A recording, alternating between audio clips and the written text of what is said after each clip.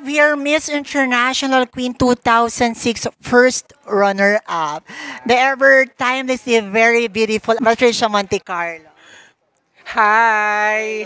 Oh, Nice to appear on your vlog, finally. finally. Ori naman ay isa sa mga talaga always best in long gown eh. Kasi because pag dinamitan ka, talagang you are statuesque, very beautiful. What's that look?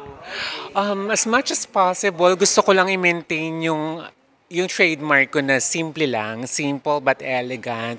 Hindi ko rin kasi, parang hindi ko rin makarry yung masyadong grand, yung garbo. Kasi after all, matangkad na ako, di ba? Whatever, di ba, mandamitin is okay. Parang gano'n, di ba? Yeah, I think I am blessed na magkaroon ng characteristic na gano'n. Kahit daw duster, kahit tapis eh, oo. Everybody knows Patricia Montecarlo now in the social media, very vocal, isn't it? I say, yeah. You say yes, you say no to everything and every issue. Mind every Yeah, time. whatever consequences it is. Yeah, oo. Pero, I guess I'm maturing already kasi parang hindi rin tama yung kung ano yung naiisip mo sasabihin mo.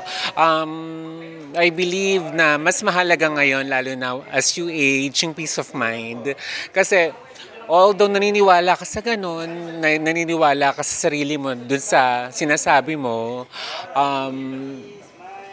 mas mahalaga yung hindi mo na lang sabihin all the time kasi yung peace of mind hindi nababayaran yun. Who is that Patricia Montecarlo that we should all remember? I'm real. I'm true. Sabi mo nga, di ba? Sinasabi ko nga. Oo. Hindi man nagugustuhan ng lahat, pero you see what you get. Yun siguro yung legacy na pwede kong may. Very true, very visible, very transparent, di ba? Thank you so much, D. Patricia Montecarlo. Thank you so much.